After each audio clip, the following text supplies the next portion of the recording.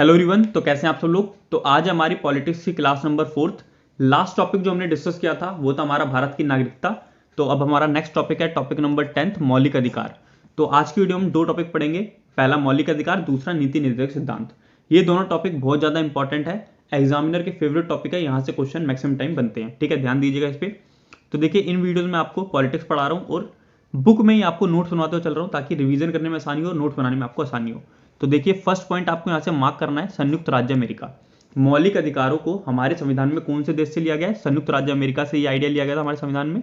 दूसरा, संविधान के कौन से भाग में मौलिक अधिकार है? संविधान के भाग 3 में मौलिक अधिकार है, अनुच्छेद 12 से लेकर अनुच्छेद 35 तक। अनुच्छेद 12 से लेकर 35 तक हमारे संविधान के किससे रिलेटेड है?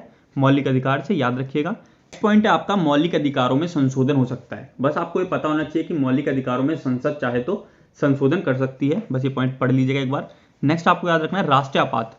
अनुच्छेद 352 के तहत राष्ट्र में, हमारे देश में आपातकाल लग सकता है, और जब आपातकाल घोषित हो जाता है उस समय राष्ट्रपति के पास शक्ति होती है कि वह चाहे तो हमारे जो मौलिक अधिकार है उनको थोड़े समय के लिए निलंबित कर सकता है, और जब आपातकाल हटेगा उस समय वो फिर पुनर्जीवित हो जाएंगे, फिर से चालू हो जाएंगे। ठीक है, उस समय क्या होता है, वो सभी मौलिक अधिकारों को निलंबित कर सकता है राष्ट्रपति, लेकिन जो दो मौलिक अधिकार हैं, आर्टिकल 20 और आर्टिकल 21 के अंदर जो दो मौलिक अधिकार हैं, जीवन और व्यक्तिगत स्वतंत्रता का मौलिक अधिकार, इनको राष्ट्रपति के पास शक्ति नहीं है कि वो निलंबित कर दे। ठीक है, बस आपको ये ध्यान देना है, जीवन और व्यक्तिगत स्वतंत्रता का अधिकार राष्ट्रीय आपातकाल के दौरान भी बंद नहीं होता है। ठीक है, नेक्स्ट पॉइंट है आपका, ये बहुत इंपॉर्टेंट है। मूल संविधान में 7 मौलिक अधिकार थे, पहले हमारे 7 मौलिक अधिकार थे, लेकिन अब कितने रह गए? 6। जो हमारा राइट टू प्रॉपर्टी, संपत्ति का जो मौलिक अधिकार था, उसे मौलिक अधिकार से हटा दिया गया और कहां पर डाल दिया गया? उसे कानूनी अधिकार बना दिया गया। कई बार पूछा जाता है कि अब संपत्ति का अधिकार अब कौन सा अधिकार बन गया है, तो अब कानूनी अधिकार बन गया है।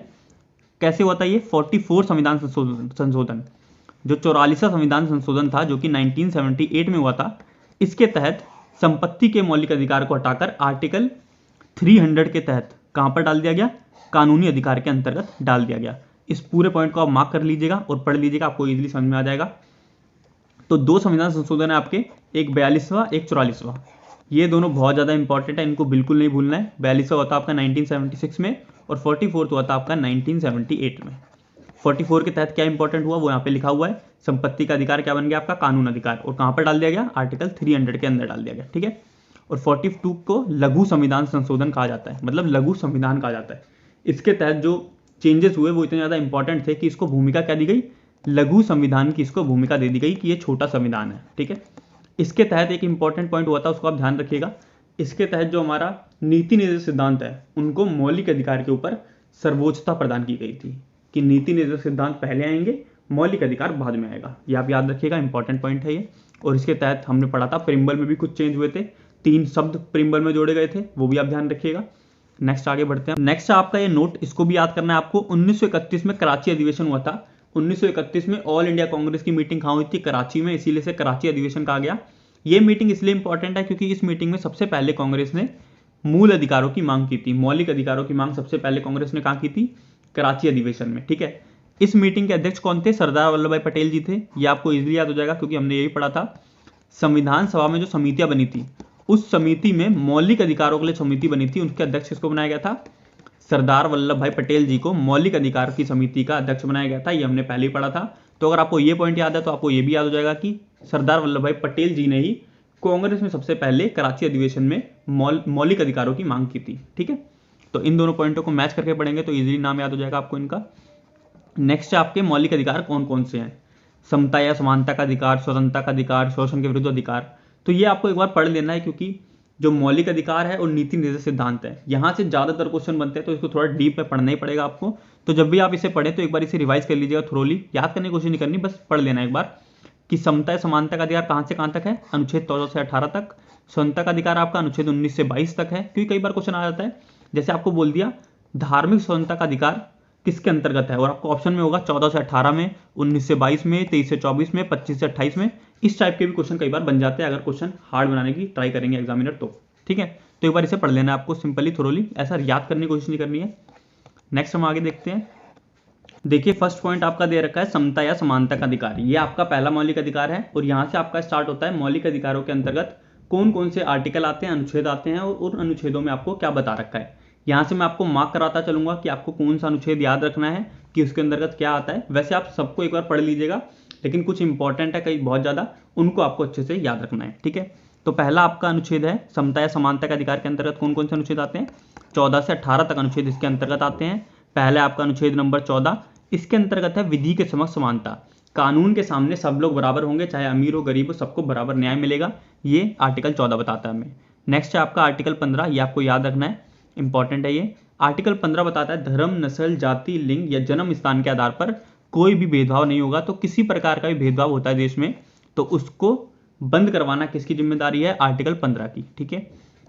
नेक्स्ट है आपका अनुच्छेद 16, लोक नियोजन के विषय पर अवसर पर समानता, मतलब जब आपको कोई जॉब मिल रही है तो जॉब में कोई भी भाई भतीजावाद जो आप घूस चलती है वो सब कुछ भी नहीं चलेगा, सबको बराबर माना जाएगा, जो उस पद के लिए योग्य है उसको जॉब मिल जाएगी। तो जॉब के लिए लोक नियोजन, ठीक है, जहां पे कहीं पे चुनाव होता है किसी का, तो चुनाव के समय कोई भेदभाव नहीं होगा, वो बताता है आपका आर्टिकल नंबर 16।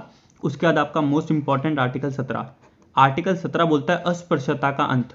जो छुआछूत होती थी, कोई बोलता था एक गरीब है, मतलब ये छोटी जात का है तो जो छूना नहीं है, ठीक है, तो ऐसे छुआछूत वाला जो था अस्पृश्यता, उसका अंत किसके तहत किया गया, आर्टिकल 17 के तहत किया गया। ये काफी इंपॉर्टेंट है, ध्यान रखिएगा। तो आर्टिकल 15 और 16 यहाँ से आपका इंपॉर्टेंट है, आर्टिकल 15 और 17 यहाँ से इंपॉर्टेंट है। नेक्स्ट है आपका अनुच्छेद नंबर 18, अनुच्छेद नंबर 18 बोलता है उपाधियों का अंत। जो भी पहले लोग थे उपाधि मिल जाती थी उनको, मतलब कोई भी स्थानीय राजा उनको उपाधि दे देता कि तुम भी अपने नाम का राजा लगाओगे, कवि राज लगाओगे, तो अब आप उपाधियां नहीं लगा सकते अपने नाम के पहले। अगर आपका नाम मोहन है तो आप मोहन ही बोलोगे, राजा धीराज मोहन नहीं बोलोगे अपने आप को। तो आप अपने नाम के पहले उपाधियां इस्तेमाल नहीं कर सकते। और आपको कोई दूसरा देश उपाधि दे रहा है तो उसके लिए आपको राष्ट्रपति से पहले राष्ट्रपति से आपको पूछना पड़ेगा कि मैं उस देश से उपाधि ले सकता हूँ नहीं ले सकता हूँ। अगर राष्ट्रपति आपको बोलते हैं कि आप वहां से उपाधि प्रदान कर सकते हैं, ले सकते हैं, तो आप ले लेंगे, वरना आप नहीं लेंगे। और इसके तहत कुछ एक्सेप्शन है कि सेना जो उपाधियां आपको प्रदान करती है जैसे कर्नल, मेजर, तो वो उपाधियां आपकी जायज हैं, वो आप लगा सकते हैं अपने नाम के पहले। और विद्या, जैसे डॉक्टर लग जाता है कईयों के नाम के पहले जब वो डॉक्टरेट कर लेते हैं, तो विद्या के संबंधी जो उपाधियां होती है वो आपकी चल जाएंगी। लेकिन ऐसे ही जो लोकल उपाधियां होती है, कोई भी अपने नाम के पहले कुछ भी बढ़िया लगा लेता है, तो वो अब नहीं चलेगा, ये बता रखा है आर्टिकल 18 में। तो उपाधियों का अंत कहाँ है, आर्टिकल 18। नेक्स्ट आपका मौलिक अधिकार है स्वतंत्रता का अधिकार, जिसके बारे में हमें आर्टिकल नंबर 19 से लेकर 22 तक में बता रखा है।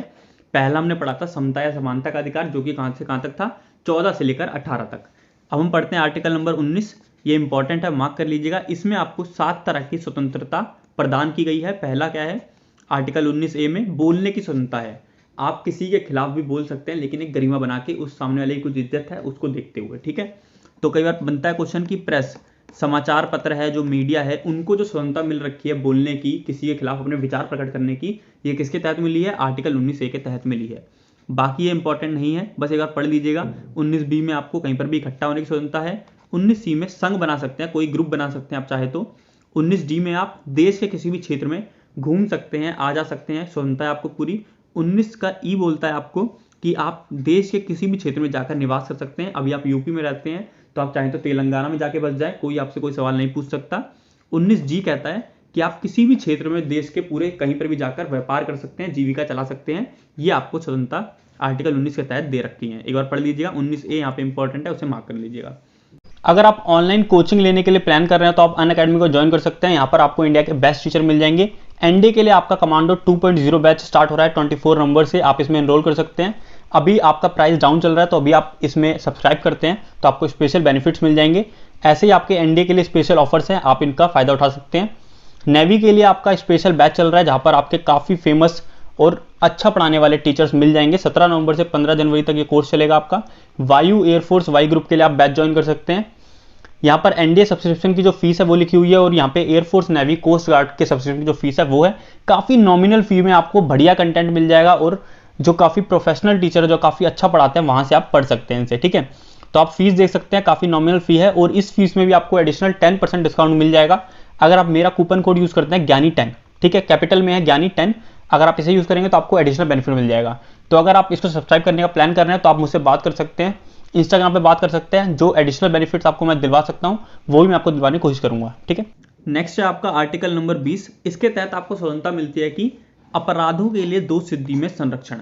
अगर आपने कोई अपराध किया है तो उसके तहत भी आपको कुछ अधिकार मिलते हैं, उनके बारे में इसमें बता रखा है। तो एक बार आप इसे पढ़ लीजिएगा, याद करने की जरूरत नहीं है। पहला है आपको किसी भी व्यक्ति को एक अपराध के लिए सिर्फ एक बार सजा मिलेगी। अगर आपने एक बार चोरी करी है तो एक बार ही सजा मिलेगी, 2 बार सजा नहीं मिल सकती है। नेक्स्ट है आपका अपराध करने के समय जो कानून है उसी के तहत सजा मिलेगी। मान लीजिए आपने 2017 में चोरी करी थी और उस समय 2 साल की सजा मिलती थी चोरी के लिए, लेकिन कोर्ट का केस चलते चलते 2019 हो गया और 2019 में कानून बना दिया गया कि अब चोरी के लिए 5 साल की सजा मिला करेगी। और आपको 2019 से फैसला आया कोर्ट का, तो कोर्ट आपको फैसला क्या करेगी कि 2017 के कानून के तहत आपको सिर्फ 2 साल की सजा मिलेगी। तो उसी कानून के तहत सजा मिलती है जो कानून उस समय था जिस समय आपने अपराध किया था। ठीक है। तीसरा यहाँ पे आपको अधिकार है, किसी भी व्यक्ति को स्वयं के विरुद्ध न्यायालय में गवाही देने के लिए बाध्य नहीं किया जा सकता। कोई व्यक्ति चाहे तो वो न्यायालय में अपने खिलाफ गवाही दे सकता है, लेकिन कोई जबरदस्ती मार पीट के उसे ये नहीं कर सकता, टॉर्चर नहीं कर सकता कि तुम जाओ अपने खिलाफ गवाही दो कि तुमने ये गुनाह करा है। ठीक है। तो ये 3 राइट दे रखे आर्टिकल 20 में, एक बार पढ़ लीजिएगा, क्योंकि हमने पढ़ा था 352 के तहत जब आपात लगता है, ठीक है, राष्ट्र में जब आपातकालीन सिचुएशन आती है उस समय राष्ट्रपति सभी आर्टिकलों को बैन कर सकता है, सभी आर्टिकलों को, सभी मौलिक अधिकारों को निलंबित कर सकता है। लेकिन 20 और 21 तब भी जीवित रहते हैं, तब भी चलते रहते हैं। तो 20 ये था अपराधों के लिए 2 स्थिति में संरक्षण। नेक्स्ट है आपका अनुच्छेद नंबर 21। अनुच्छेद नंबर 21 आपका मोस्ट इंपॉर्टेंट है, इसे आपको बिल्कुल स्किप नहीं करना। अनुच्छेद 21 बोलता है आपका प्राण एवं देह स्वतंत्रता। तो देखिए, जीवन जीने की आपके पास स्वतंत्रता है, आप अपना जीवन जिस तरीके से जीना चाहे। आप सोचते हैं कि मैं ये नहीं पढ़ना चाहता, कुछ और पढ़ना चाहता हूँ, मैं यहाँ पर नहीं रहना चाहता, फॉरेन में जाकर रहना चाहता हूँ, वो सब आपकी अपनी राय है। सरकार आपको बाध्य नहीं कर सकती, कोई व्यक्ति आपको बाध्य नहीं कर सकता। ये आपकी मौलिक अधिकार है कि आप जैसे जीना चाहें अपने लिए वैसे आप जी सकते हैं। तो आर्टिकल 21 तो ये कहता है, लेकिन आर्टिकल 21 में जो इंपॉर्टेंट है, यहाँ से क्वेश्चन बनते हैं, वो है आर्टिकल नंबर 21 का ए। आर्टिकल 21A कब जोड़ा गया था? 86वें संविधान संशोधन 2002 से जोड़ा गया था। याद रखिएगा, मोस्ट इंपॉर्टेंट है, क्योंकि इसके तहत 6 से 14 वर्ष की आयु के बच्चों को, सभी बच्चों को फ्री में शिक्षा दी जाएगी राज्य द्वारा, ये बताया गया था। तो 86वां संविधान संशोधन 2002 द्वारा आर्टिकल 21A को जोड़ा गया था, इसलिए मोस्ट इंपॉर्टेंट है। इसके अंतर्गत क्या आता है, कब जोड़ा गया, ये सब आपको ध्यान रखना है। ठीक है। नेक्स्ट हम बढ़ते हैं आर्टिकल नंबर 22। आर्टिकल नंबर 22 आप एक बार पढ़ लीजिएगा। कुछ दशाओं में गिरफ्तारी और निरोध में संरक्षण। जब आपको गिरफ्तार किया जाता है तो आपके पास क्या राइट रहते हैं वो सब बता रखे हैं। तो आर्टिकल 20 और 22 इन दोनों में कंफ्यूज नहीं होना है। 22 में क्या है, अपराध आप कर चुके, ठीक है, उसके तहत जब सजा मिलती है तो क्या संरक्षण मिलते हैं आपको। और आर्टिकल 21 जब आपको गिरफ्तार किया जा रहा है, 22 जब आपको गिरफ्तार किया जा रहा है तो आपके पास क्या स्वतंत्रता है वो आपको बताई जाएगी यहाँ पे। तो आर्टिकल 22 बताता है, पहला देखिए यहाँ पे, हिरासत में लेने का कारण बताना होगा। जब भी आपको पुलिस गिरफ्तार करने आती है तो बोलते हैं ना वारंट दिखाओ। पहले वारंट में आपको दिखा रखा होता है कि क्यों गिरफ्तार किया जा रहा है, क्या कारण है, आपके पास क्या सबूत है जिसके तहत आप मुझे गिरफ्तार कर रहे हैं। ठीक है।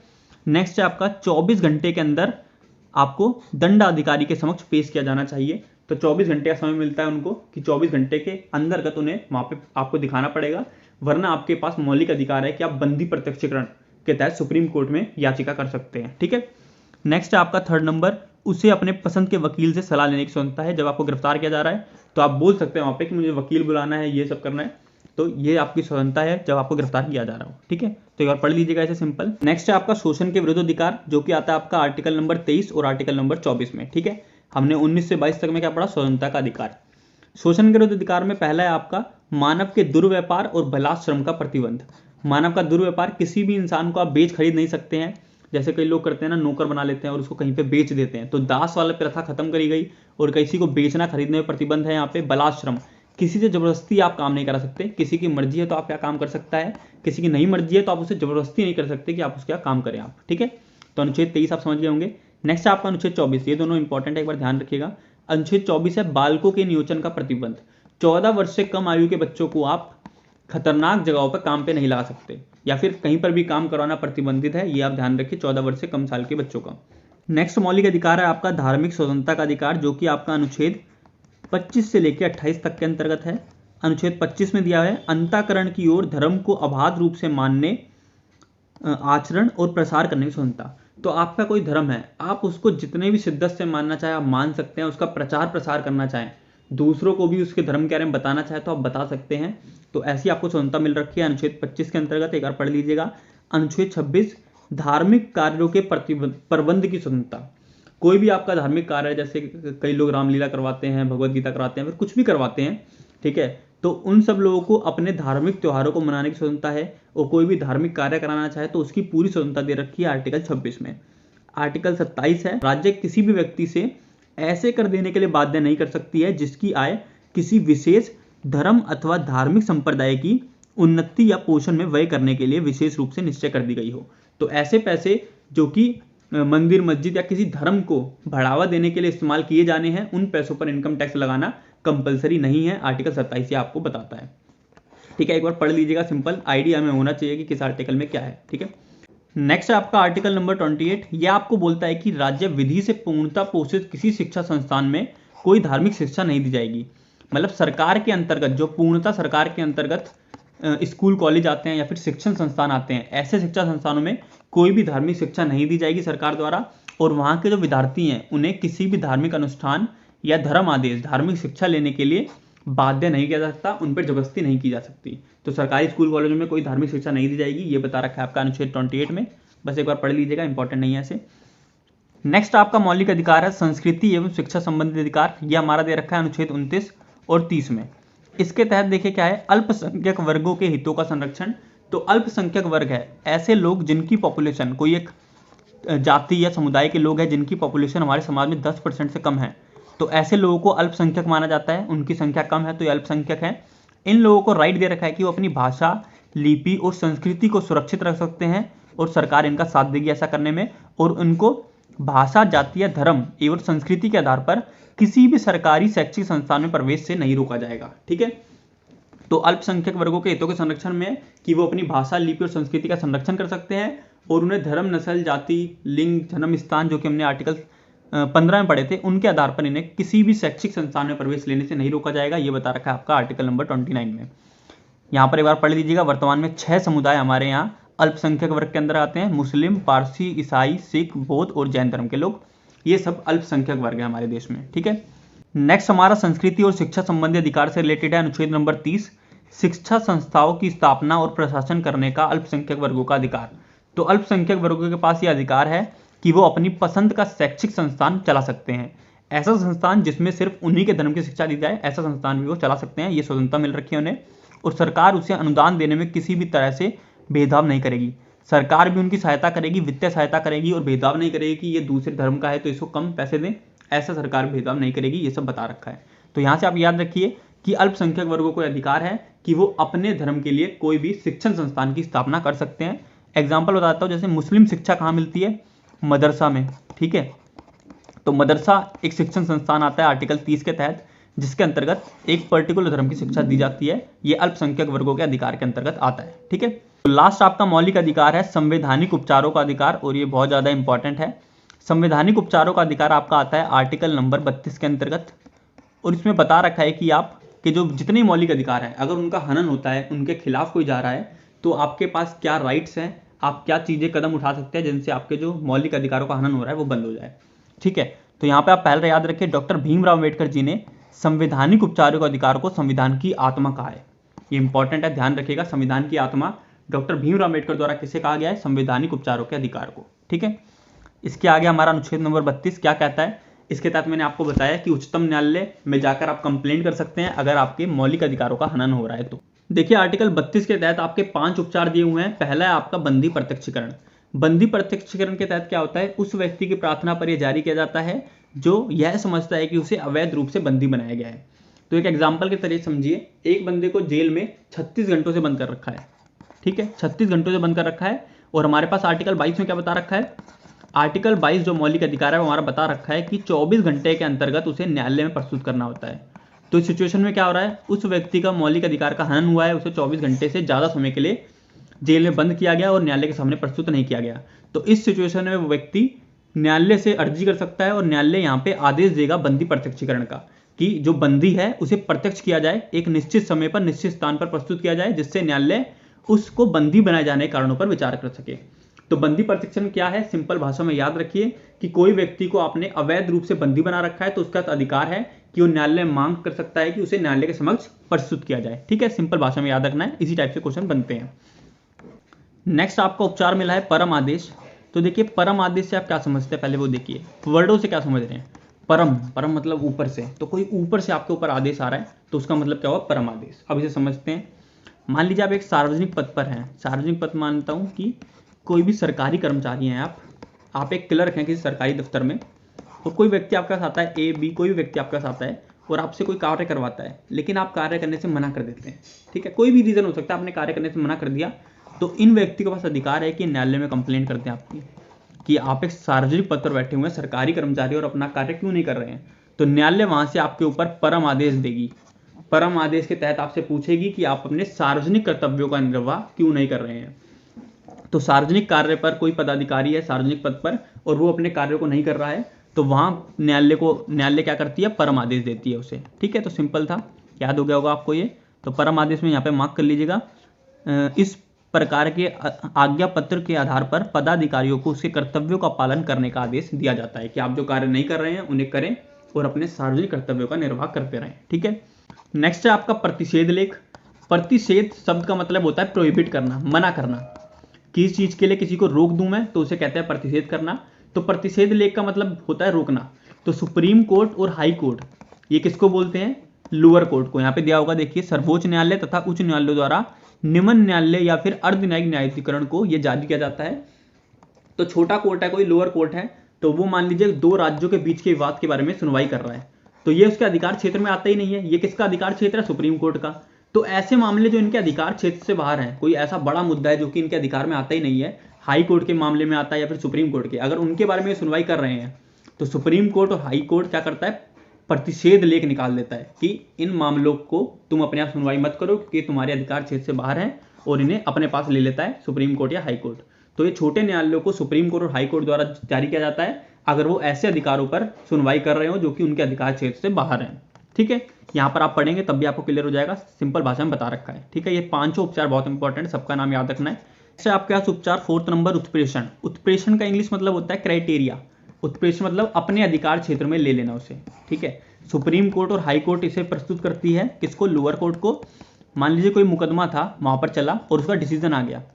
अब डिसीजन आने के बाद सुप्रीम कोर्ट हाई कोर्ट को ऐसा लग रहा है ये न्याय संगत नहीं है, इनके अपनी अधिकारिता का उल्लंघन कराए और जो डिसीजन है वो सही नहीं लिया, तो सुप्रीम कोर्ट हाई कोर्ट क्या कर सकती है, उन मुकदमों को अपने पास ले सकती है और उनका डिसीजन दोबारा से देगी, ठीक है। तो ये उत्प्रेषण के तहत होता है। प्रतिषेध लेख में सिंपल था कि न्यायालय जो भी कार्रवाई कर रहे हैं उनको कार्रवाई करते ही रोक देना। मान लीजिए लोअर कोर्ट में कोई मुकदमा चल रहा है और वो मुकदमा उनके अधिकार क्षेत्र से बाहर का है, तो बीच सुनवाई में ही मना कर दिया कि तुम आगे इस कोर्ट के बारे में कुछ भी मुद्दे पर सुनवाई नहीं करोगे, इसे सीधा सुप्रीम कोर्ट और हाई कोर्ट को सौंप दोगे, ठीक है। लेकिन उत्प्रेषण के तहत मुकदमा इनके अधिकार क्षेत्र का था, इन्होंने डिसीजन लिया लेकिन इन लोगों को न्याय संगत नहीं लगा और उन्होंने अपने पास इस मुकदमे को उत्प्रेषण के तहत ले लिया। समझ गए होंगे आप दोनों का डिफरेंस बेसिक।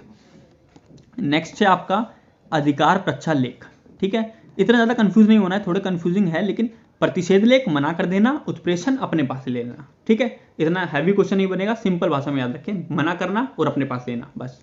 और कहाँ पे काम करते हैं दोनों, न्यायालयों के बीच में काम करते हैं। लास्ट आपके पास जो संवैधानिक उपचार है वो है अधिकार प्रच्छालेख।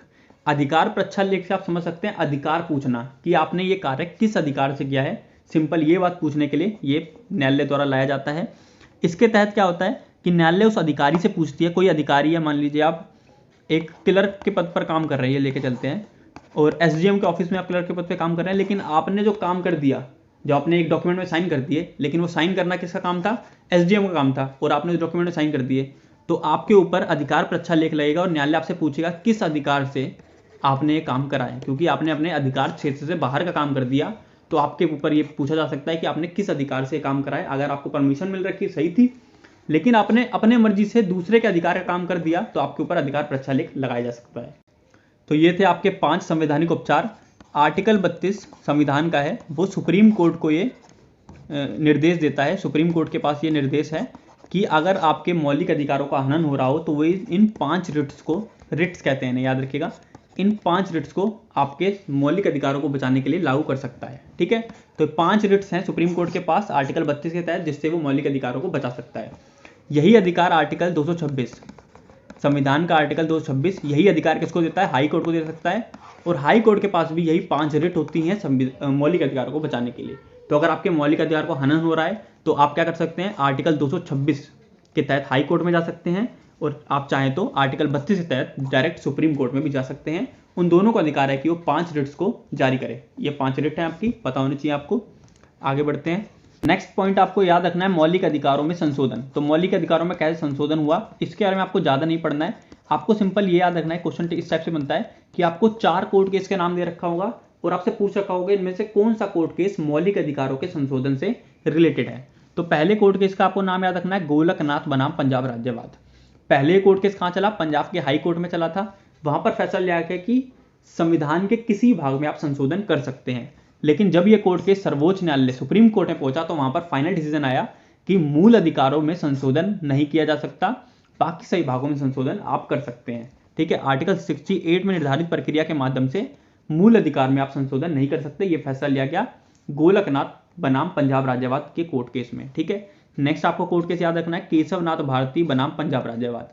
इसके अंतर्गत सिंपली यहां पे जो फैसला लिया गया था उसको मना कर दिया गया कि जो गोलकनाथ बनाम पंजाब राज्यवाद का निर्णय था वो निरस्त कर दिया गया, उसे मना कर दिया गया और अब फैसला लिया गया कि मौलिक अधिकारों में संशोधन हो सकता है और संसद इसमें संशोधन कर सकती है। ठीक है, तो ये दो कोर्ट केस थे, इंपॉर्टेंट है, इन्हें भी ध्यान रखिएगा। और यहां पर आपका मौलिक अधिकार से रिलेटेड जो भी इंपॉर्टेंट फैक्ट थे सब खत्म होते हैं। ठीक है, मौलिक अधिकार काफी ज्यादा इंपॉर्टेंट है। मैं आपसे कहूंगा कि आप सभी आर्टिकल्स को याद करने की कोशिश करें, आप कर पाए तो। ठीक है, अगर आपका एम है कि आप एसएससी, यूपी पुलिस, बाकी एग्जाम भी तैयारी कर रहे हैं, आरआरबी की भी तैयारी कर रहे हैं, तो आपको सभी आर्टिकल्स याद करने की कोशिश करनी चाहिए। बाकी जो इंपॉर्टेंट आर्टिकल्स है वो मैंने आपको बता ही दिए हैं। नेक्स्ट वीडियो हम करेंगे नीति निर्देश सिद्धांत के बारे में। तो अगर आपको वीडियो पसंद आ रही है तो लाइक कर दीजिएगा और ज़्यादा शेयर कर दीजिएगा। Thank you.